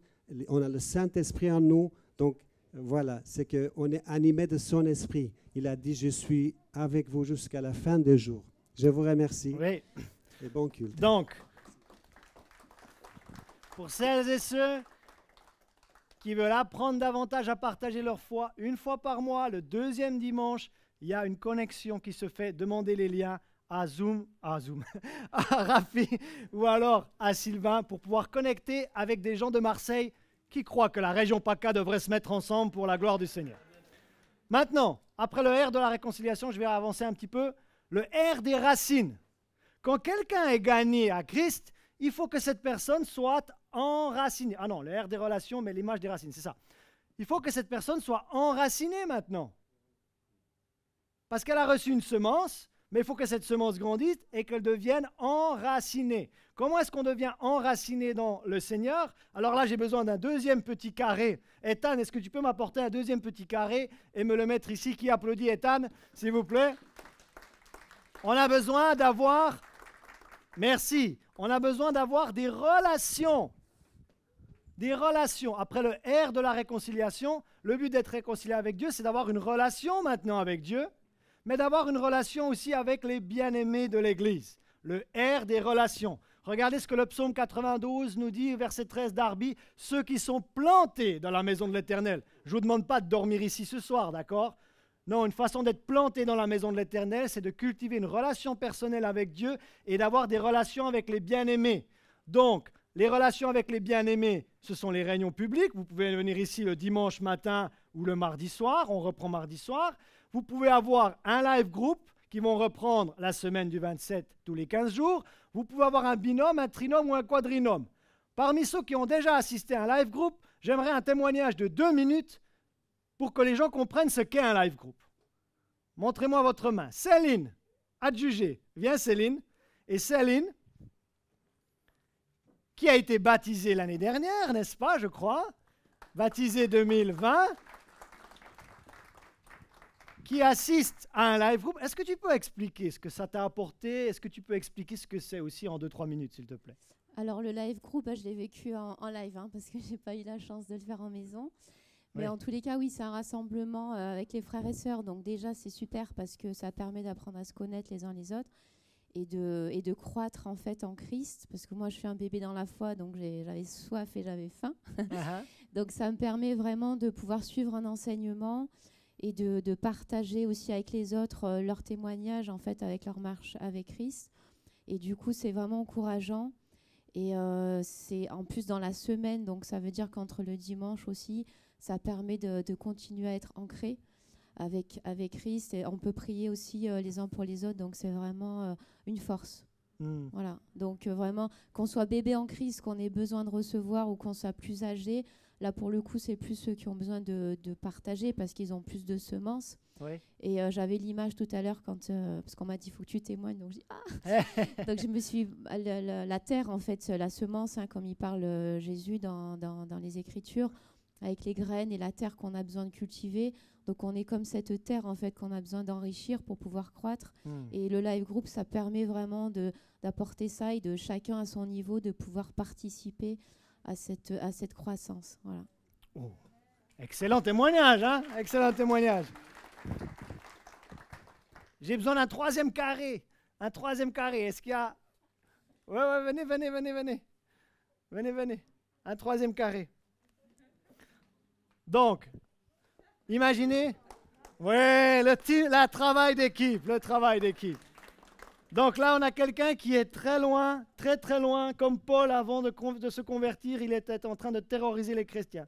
On a besoin de partager l'évangile à toutes celles et ceux qui ne connaissent pas encore le Seigneur. Ensuite, la personne a besoin d'être enracinée en ayant une relation personnelle avec Dieu et une relation avec les bien-aimés dans une église, celle-ci ou une autre. Ensuite, après les racines, il y a le tronc. Le R de la robustesse. Comme ça, quand ça tangue un petit peu, quand il y a beaucoup de vent, on reste debout. Quand il y a beaucoup de défis financiers, médicaux, familiaux, professionnels, émotionnels, mentaux et j'en passe, sociaux, on reste debout. Le R de la robustesse. Jésus a dit que quand un arbre il est bon, les fruits seront bons. Mais si l'arbre est mauvais, les fruits seront mauvais. Mais si l'arbre est bon, les fruits ne peuvent pas être mauvais. Donc, le tronc, et ça c'est nouveau cette année, c'est que tous les samedis matins, l'église est ouverte. Tous les samedis matins, ce lieu de culte est ouvert. Et il y a ce qu'on appelle des modules de croissance spirituelle. En ce moment, on a les essentiels de la foi. On a aussi eu la formation Qui suis-je ? On a eu le fil à plomb divin pour les baptisés. On a eu une séquence pour les responsables de l'église. Mais pour vous aider à grandir, il y a aussi, en plus du dimanche matin, parce que beaucoup de personnes travaillent le dimanche, il y a aussi donc le samedi matin. J'ai besoin encore d'un carré, s'il vous plaît. Encore 2. Ah ben prenez un, il n'en reste plus que 2, prenez chacun un carré. J'espère que vous allez ressortir de ce matin avec une vision claire de ce qu'est censé faire une église quand même. Parce que certains ont plein d'idées, merci beaucoup, ont plein d'idées concernant ce que devrait faire une église, mais tant qu'une église ne gagne pas les gens à Jésus et qu'une église ne fait pas grandir les gens en Jésus, elle passe à côté. Allô? Elle passe à côté de sa mission. Donc, évangélisons très très bien, faisons croître les chrétiens très très bien, et après on peut éventuellement avoir une friperie. Mais avant la friperie, on ferait mieux d'avoir... J'ai dit avant la friperie, il faudrait peut-être mieux gagner les gens à Jésus. On les fait bien grandir en Jésus après. Et si après, on peut encore aider d'une autre façon, on va le faire. Mais la mission de l'Église, c'est qu'avant que le Seigneur revienne, c'est qu'on parle de la bonne nouvelle à ceux... Il y a un enfer à éviter. Allons, il y a un enfer à éviter. Et il faut que l'Église fasse son travail d'annoncer la bonne nouvelle de Jésus aux personnes qui ne le connaissent pas. Et dès que les personnes le connaissent, qu'elles s'attachent à une Église, qu'elles s'attachent à un corps de Christ local. Et dans ce corps de Christ local, il devrait y avoir quelque chose au programme pour mûrir. On parle de croire pour croître. Deux choses pour finir. En plus d'avoir des relations, dans une Église, vous devriez avoir un rôle. Prends garde au ministère que tu as reçu, afin de bien le remplir. C'est un verset qu'on a entendu ce matin. Pour que cette Église devienne la vôtre. J'aimerais vous dire que cette Église n'est pas mon Église. Cette Église est l'Église du Seigneur. Et pour que cette Église devienne la vôtre, vous avez besoin d'avoir des relations avec les frères et sœurs dans la foi. Et vous avez besoin d'avoir un rôle dans cette Église. Quel est votre rôle? Parce que vous allez rester assis 2 ans, mais si vous n'avez jamais trouvé votre rôle dans le corps, vous allez vous essouffler. Vous avez besoin d'avoir des relations humaines dans cette Église et vous avez besoin d'avoir un rôle dans cette Église. Et à ce moment-là, cette Église va devenir la vôtre. C'est le R du rôle. Et en plus des semences, en plus des racines, en plus du tronc, vous allez devenir une branche. Et avant de porter du fruit, il faut être une branche, parce que c'est la branche qui porte le fruit. D'accord? Et vous avez besoin d'avoir un rôle. Un rôle. Jésus a dit, je suis le cep et vous êtes les sarments. Dieu le Père est le vigneron, Jésus est le cep et vous êtes les sarments. Donc si nous sommes les sarments, ça veut dire qu'on doit être greffé au corps. Laissez-moi dire ceci, vous n'allez jamais trouver votre rôle dans le corps si vous n'êtes pas attaché au corps. Encore, tous ceux qui sont en ligne, si vous n'êtes pas attaché à un corps de Christ local, vous n'allez jamais trouver votre rôle dans le corps. Parce que si tu n'es pas greffé au corps, comment tu peux trouver ton rôle dans le corps? Il y a certains qui sont à la maison qui devraient être ici ce matin. Et vous n'êtes pas à la maison parce que pasteur, il prend la houlette et il est en train de ramener certains dans la maison. Non, il y a certains, vous savez que vous devriez être ici en présentiel. Vous le savez. Après, il y a des cas de force majeure de regarder en ligne, mais l'idée, c'est quand même principalement de revenir en présentiel. Est-ce que je peux avoir un amen à ça? On peut, si jamais on est bloqué, si jamais on a eu une semaine compliquée, il n'y a aucun souci. Et dernièrement, quand on a semé l'évangile dans la vie d'une personne, la personne s'est enracinée, la personne a grandi en robustesse, la personne commence à avoir un rôle, ben c'est quoi le but? Ben c'est de porter du fruit, le but. Dans le monde de l'entreprise, on va vous demander d'être productif. On va vous demander d'être performant. Vous êtes d'accord que dans le cadre de l'Église, ce n'est pas un mot approprié. Mais ce que Jésus a dit, c'est qu'on devrait être fructueux. Si vous portez beaucoup de fruits, c'est ainsi que mon Père sera glorifié. Et c'est ainsi que vous serez mes disciples. Et comment est-ce qu'on peut porter beaucoup de fruits? C'est que vous aidez quelqu'un d'autre à faire ce que vous êtes capable de faire.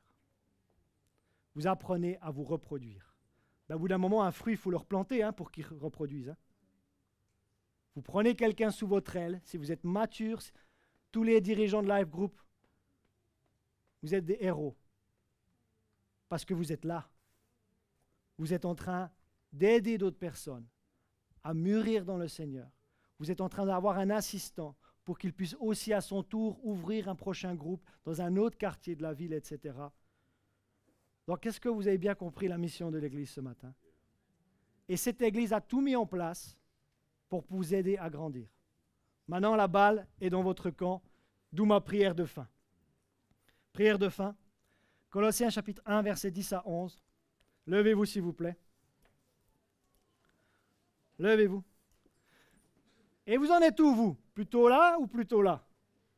Essayez d'évaluer. Vous êtes plutôt à gauche ou plutôt à droite?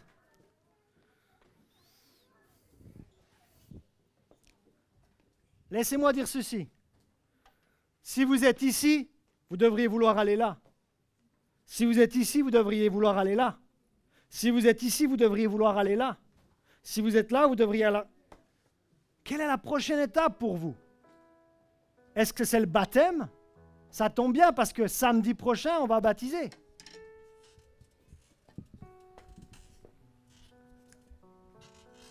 Est-ce que l'étape pour vous, c'est peut-être celle-ci, la toute première? Vous ne connaissez pas encore personnellement le Seigneur Jésus. Vous avez besoin de faire ce premier pas-là. Je vais d'abord prier cette prière. Levez les mains, prions ensemble. Ce que je demande, c'est qu'il vous fasse connaître pleinement sa volonté, en vous donnant par le Saint-Esprit une entière sagesse et un parfait discernement.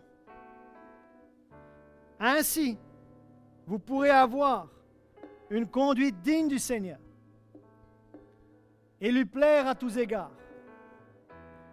Ce que je demande, c'est que vous porterez comme fruit toutes sortes d'œuvres bonnes et vous ferez des progrès dans la connaissance de Dieu. Voyez-vous que dans la connaissance de Dieu, il y a des progrès à faire?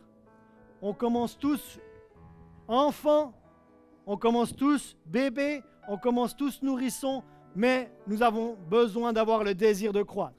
Maintenant, si vous avez vraiment le désir de croître, vous ne le faites pas pour moi, vous le faites pour le Seigneur. Levez vos deux mains au ciel, dire j'ai envie de croître.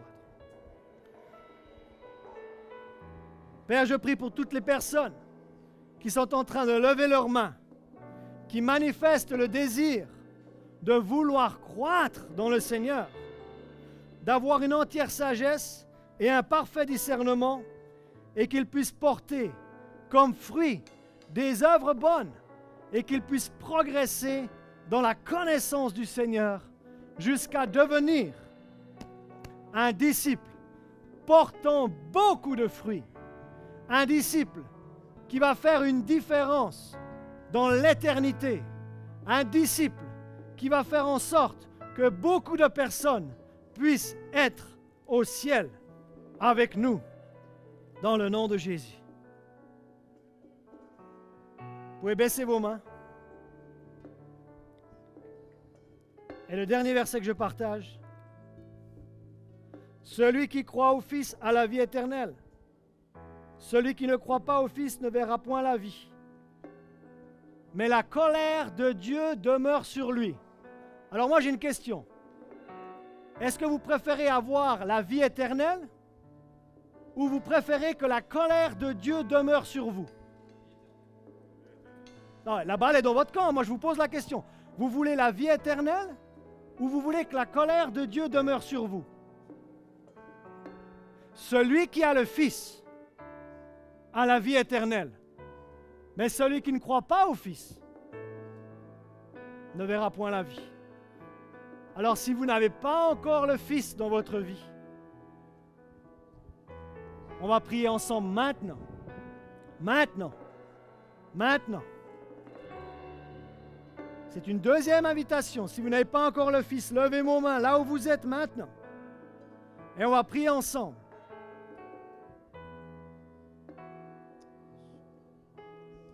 Prions ensemble. En ce jour, je décide de me repentir envers Dieu et d'avoir la foi au Fils pour le pardon de mes péchés, pour la réconciliation avec Dieu pour la réception de la vie éternelle qui est en Christ Jésus. Je décide de croire au Fils et d'avoir la vie éternelle et d'être sauvé ainsi de la colère de Dieu. Amen. Si vous avez fait cette prière, et regardez ici un instant, vous êtes passé de là à là. Et il y a Wendy qui vous attend à la borne d'accueil pour pouvoir vous donner, elle est en train de vous faire signe, une brochure, vous donner une Bible pour vous accompagner parce que vous avez franchi une étape, mais il y a tout un chemin de croissance dans la vie avec le Seigneur. Passez un bon dimanche, prenez soin de vous et à mardi pour une réunion de louange. Qui va venir mardi pour une soirée de louange avec Sainte-Seine? On va prendre la Sainte-Seine mardi. À mardi.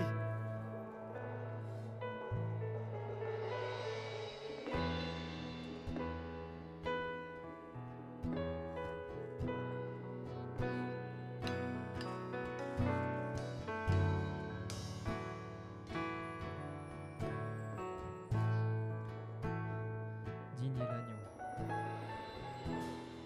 Digne est l'agneau, mort à la croix. Saint est le Seigneur.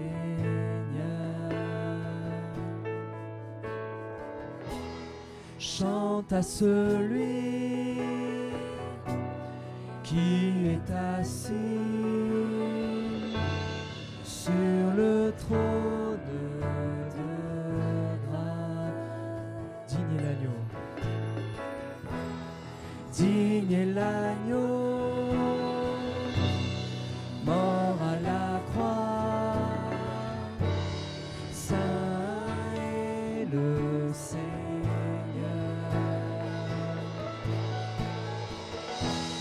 Chante à celui qui est assis sur le trône de grâce. Il est saint. Il est saint, trois fois saint, le Seigneur Dieu Tout-Puissant, qui est, qui était, qui vient. Toute la création chante, louange au roi des rois. Tu es tout pour moi, et je veux t'adorer. Il est saint. Il est saint, trois fois saint, le Seigneur Dieu Tout-Puissant, qui est, qui était, qui vient. Toute la création chante, louange au roi des rois. Tu es tout pour moi, et je veux t'adorer.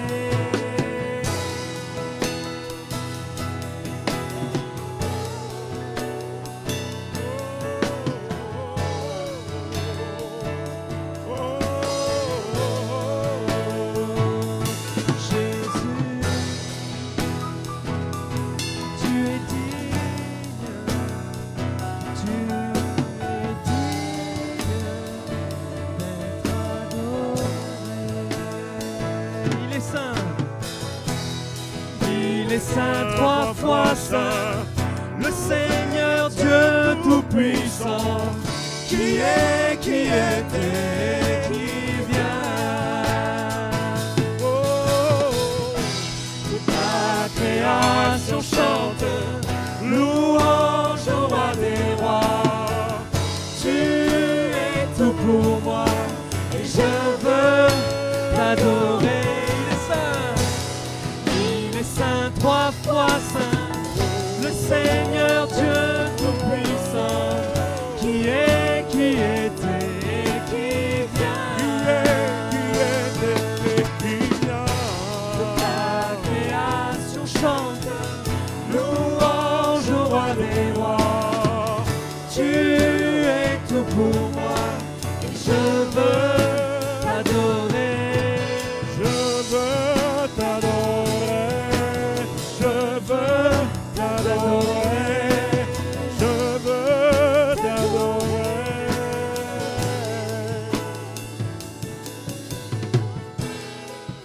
Que le Seigneur vous bénisse. Prenez à cœur ce message. C'est dirigé vers chacun de nous. Nous sommes à différentes étapes de la vie. Mais nous avons tous à grandir. Nous avons tous à croître. Nous avons tous à mûrir et accomplir le ministère auquel Dieu nous a appelés. Que le Seigneur vous bénisse. Passez un très très bon fin de dimanche et au plaisir de vous voir mardi. Amen. Amen.